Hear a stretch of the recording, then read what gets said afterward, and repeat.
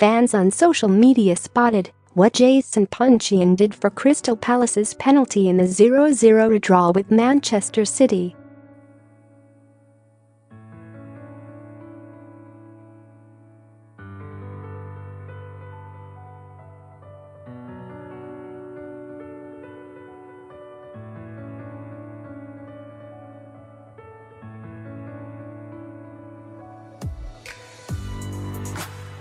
Jason Puncheon, on as a substitute, couldn't even watch as the Serbian made his run-up, such was his nerves. Instead of getting ready to pounce for a rebound, he looked the other way. Moments later, after Ederson's heroics, City looked to break on the counter with Kevin De Bruyne.